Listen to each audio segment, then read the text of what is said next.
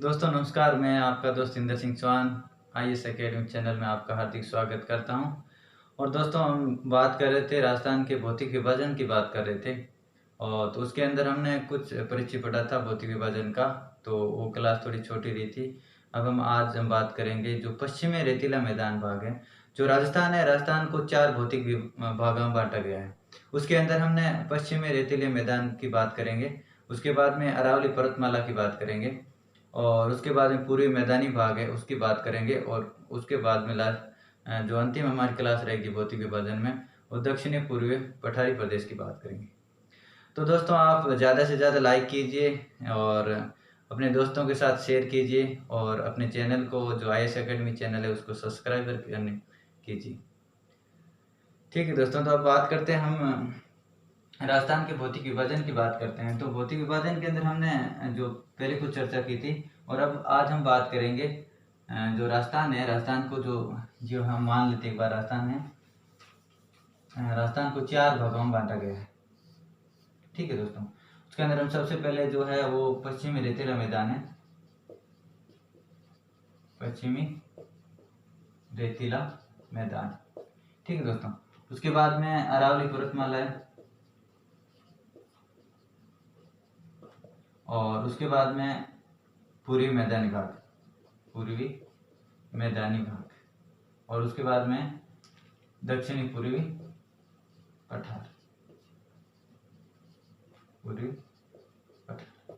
ठीक है दोस्तों, तो इसमें हम बात करेंगे, आज हम बात कर रहे हैं राजस्थान के जो पश्चिमी रेतीला मैदान है उसके बारे में हम बात करते हैं। तो सबसे पहले हम बात करते हैं राजस्थान का जो पश्चिमी रेतीला मैदान है वो सबसे बड़ा है राजस्थान के क्षेत्रफल की दृष्टि से। पश्चिमी रेतीला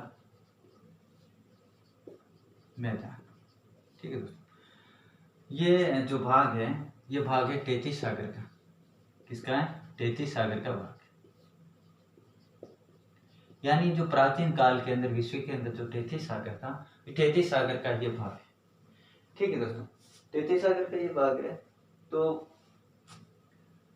ये तेतीस सागर की बात आती है, तो ये तेतीस सागर के बारे में आपको मैं बता देता हूँ कि जब प्राचीन काल के अंदर यहाँ पर जो बात करते हैं विश्व में, जब प्रागैतिहासिक काल था,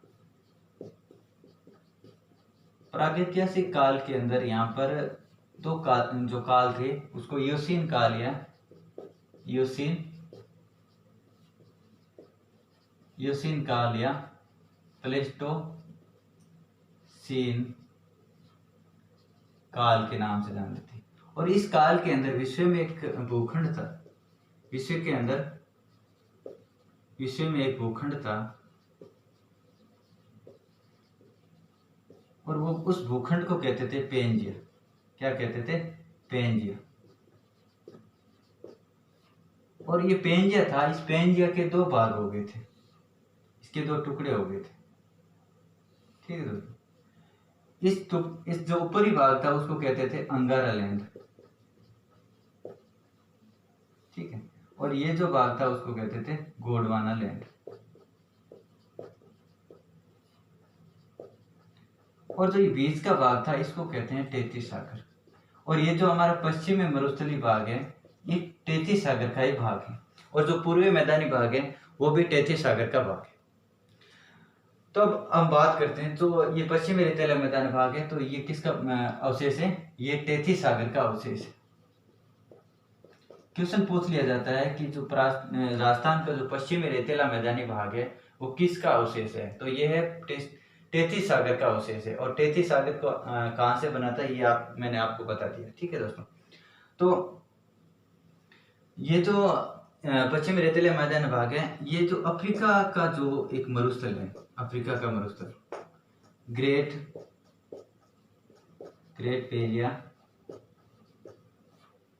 पेरिया आर्कटिक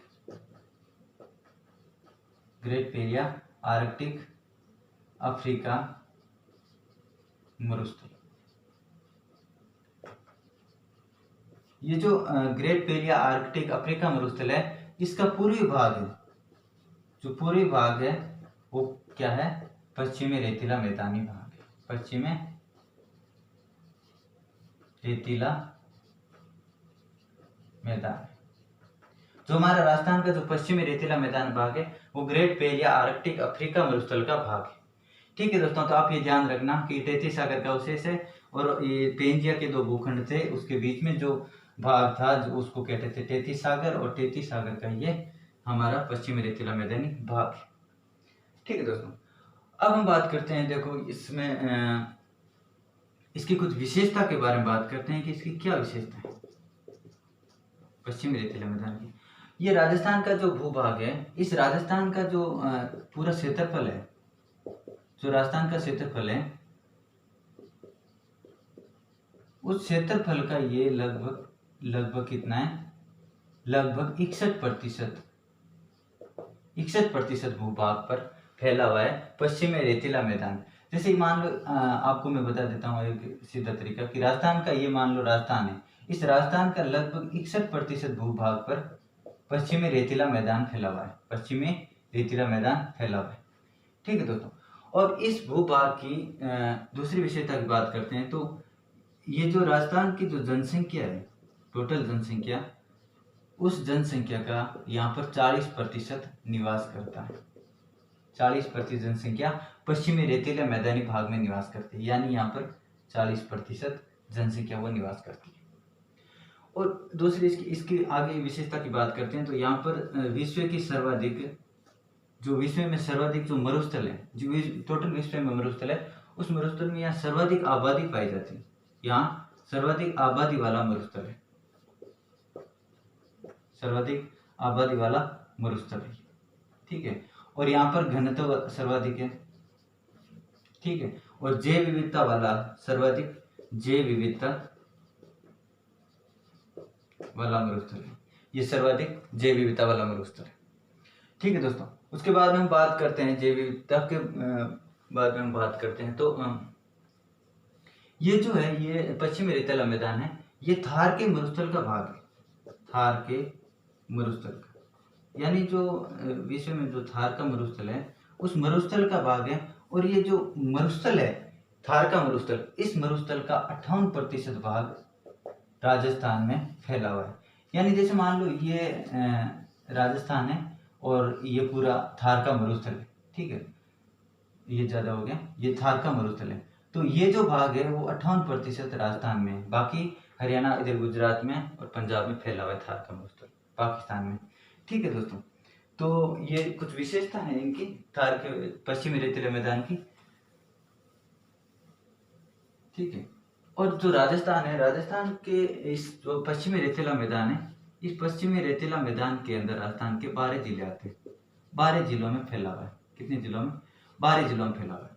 तो इसके दो भी पश्चिमी रेतीला मैदान है, इसके भी दो भाग हैं, एक तो है शुष्क मरुस्थल, इसके भी दो भाग हैं, एक हो गया शुष्क मरुस्थल, दूसरा हो गया अर्ध शुष्क मरुस्थल। एक तो हो गया शुष्क मरुस्थल, दूसरा अर्ध शुष्क मरुस्थल। यानी शुष्क मरुस्थल के अंदर 6 जिले आते हैं और 6 अर्ध शुष्क मरुस्थल के अंदर आता है। अब शुष्क मरुस्थल के अंदर कौन कौन से जिले हैं? तो जैसलमेर, बाड़मेर, जोधपुर, बीकानेर, गंगानगर, हनुमानगढ़, बीकानेर, गंगानगर, हनुमानगढ़, कितने हो गए? 6 हो गए। ठीक है, उसके बाद में अर्ध शुष्क के अंदर बात करते हैं तो चूरू, सीकर,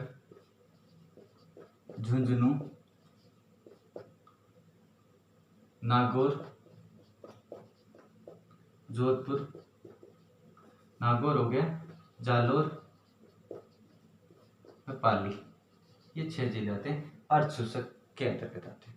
ठीक है दोस्तों, आपको ध्यान रखना है जो पश्चिमी रेतीला मैदान है उसके दो भाग हैं, शुष्क मरुस्थल और अर्ध शुष्क मरुस्थल। जैसे ये राजस्थान है, ये राजस्थान का है, उसके अंदर ये मरुस्थल पश्चिमी रेतीला मैदानी भाग है। इसका जो ये भाग है, आधा भाग है, ये तो हो गया शुष्क मरुस्थल, और दूसरा जो भाग है अर्ध शुष्क मरुस्थल हो गया। ठीक है दोस्तों, उसके बाद में इसकी बात आती है तो शुष्क मरुस्थल है, जो शुष्क मरुस्थल है, ये जो शुष्क मरुस्थल है इसके भी दो भाग हैं, इसके भी दो भाग हैं। इसके दो भाग कौन से हैं? देखो शुष्क मरुस्थल है, उसके बालू का स्तूप युक्त प्रदेश और दूसरा हो गया बालू का स्तूप मुक्त प्रदेश। ठीक है दोस्तों, तो इसके भी दो भाग हो गए, शुष्क मरुस्थल का भी दो भाग हो गए, तो उसके बारे में हम अलग अलग दोनों की बात करते हैं। ठीक है, तो जो ये शुष्क मरुस्थल था इसके दो भाग हैं, कौन कौन से? बालू का स्तूप युक्त और बालू का स्तूप मुक्त। तो जो बालू का स्तूप है उसके बारे में बात करते हैं, कौन कौन से बालू का स्तूप है? बालू का स्तूप, देखो एक जो बालू का स्तूप है उसके बारे में बात करते हैं। तो जो पहला है पवनानुवर्ती, कौन सा है? पवनानुवर्ती। ये इसको समांतर के नाम से भी जाना जाता है, या इसको अनुदैर्ध्य के नाम से भी जाना जाता है। इसकी विशेषता यह है कि जो टीला है, ये टीला होती है, इनकी क्या होती है? पवन के समान होता है, जैसे पवन के समान होता है। और इसके जो ये लगभग 100 वर्ग मीटर क्षेत्र में फैले होते हैं, और इनकी ऊंचाई होती है 10 मीटर से 20 मीटर की तक होती है। ठीक है, उसके बाद में दूसरे बालू के स्तूप की बात करते हैं, तो उसको कहते हैं अनुप्रस्थ बालू के स्तूप, या समकोण बालू के स्तूप, या लंबवत। ये होता है ऐसे लंबवत होता है। ठीक है, और इनकी हाइट होती है वो लगभग इनसे कम होती है, और ये पवन जो हवा चलती है उसके समकोण पर इनका निर्माण होता है। और उसके बाद तीसरे जो बालू के स्तूप हैं उनके बारे में बात करते हैं, उनको कहते हैं बरखान। क्या कहते हैं? बरखान कहते हैं, या अर्धचंद्राकार।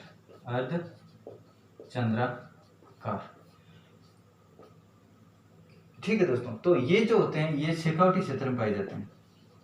शेखावाटी क्षेत्र है, इसमें ये बालू का स्तूप अर्धचंद्राकार पाए जाते हैं। ये सर्वाधिक नुकसानदायक होते हैं। कैसे होते हैं? सर्वाधिक नुकसानदायक होते हैं, यानी इनका स्थान परिवर्तन होते रहते हैं, मतलब एक स्थान से दूसरे स्थान पर निर्माण होते हैं, तो ये नुकसान ज्यादा करते हैं। ठीक है दोस्तों, ये हो गई, हमने बालू के स्तूप के बारे में बात की थी। शुष्क मरुस्थल था उसके बाद में। अब हम बात करते हैं अर्ध शुष्क जो मरुस्थल है उसके बारे में। किसके बारे में? अर्ध शुष्क। सॉरी, इससे पहले हम बात करते हैं बालू का स्तूप मुक्त। जो दूसरा पॉइंट था हमारा, बालू का स्तूप मुक्त, यानी जहां पर बालू के स्तूप नहीं है, यानी टीले नहीं है। तो टीले नहीं है तो ये जो क्षेत्र है, जोधपुर का जो फलोदी है, जोधपुर का फलोदी, जैसलमेर का पोखरण, इस क्षेत्र में बालू का स्तूप नहीं है। तो यहाँ पर जो पोखरण से मोहनगढ़ का क्षेत्र है, पोखरण से मोहनगढ़ का क्षेत्र है, इनके बीच में भूगर्भिक जल पट्टी पाई जाती है। भूगर्भिक जल पट्टी पाई जाती है, उसको कहते हैं लाठी श्री क्षेत्र। इसको लाठी सीरीज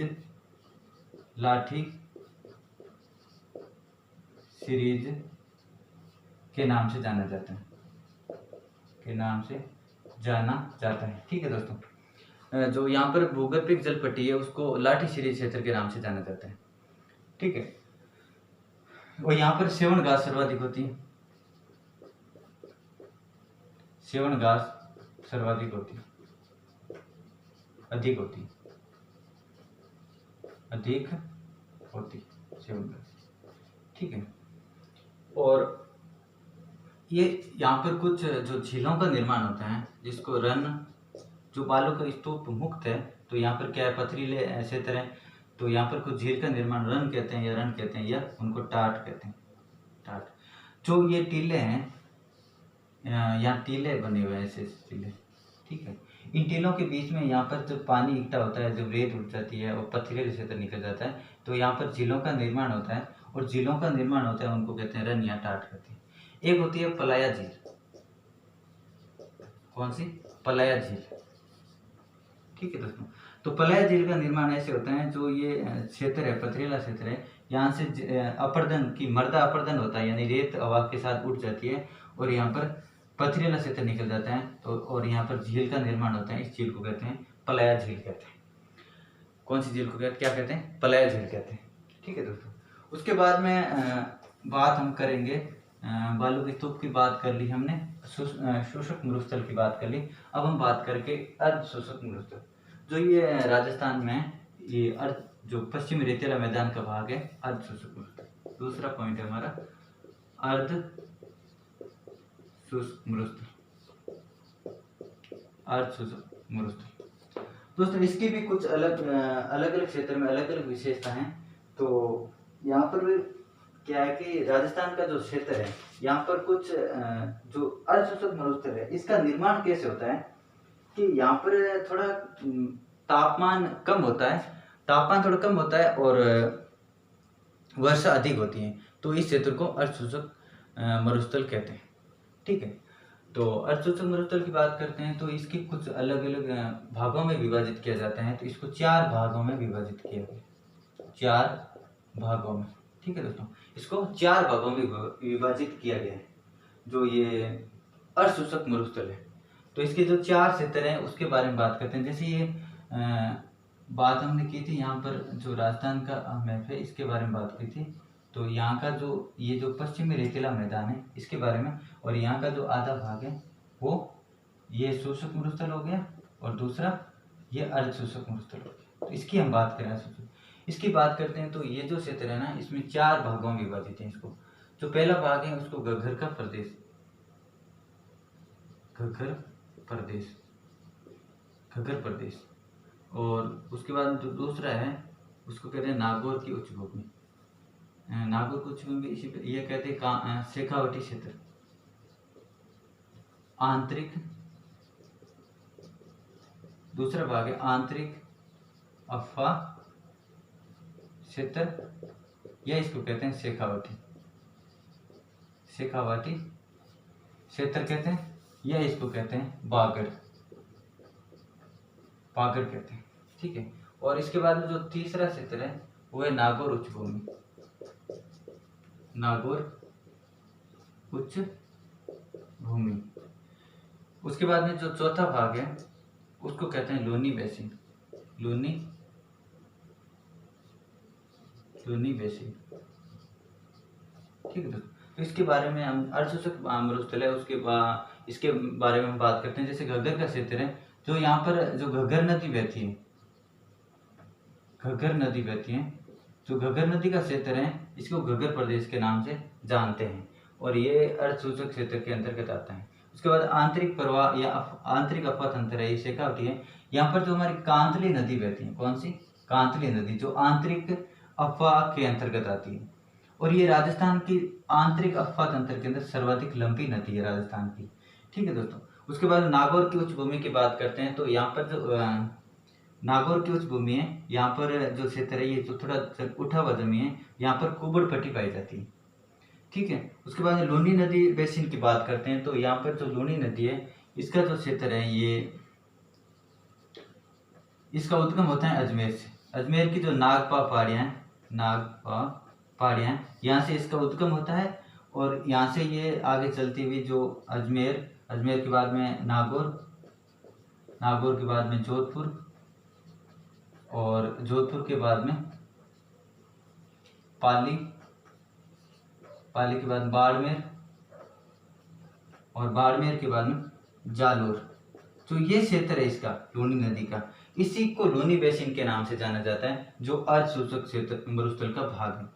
और ये जो क्षेत्र है, यहाँ पर लूनी नदी का जो अफवाह तंत्र है, इसीलिए इसको लूनी नदी बेसिन के नाम से जाना जाता है। और लूनी नदी का जो उद्गम होता है अजमेर से होता है, और जब लूनी नदी में जब अधिक अधिक अजमेर में बारिश होती है, अजमेर में अधिक बारिश होती है, तो बालोतरा में बाढ़ आती है। ऐसा क्वेश्चन एक बार आ चुका है कि अजमेर में बारिश होने पर बाढ़ कहाँ पर आएगी, तो अजमेर में जब बारिश होती है तो बाढ़ कहाँ आती है, बाड़मेर के अंदर जो बालोतरा है वहाँ पर आती है।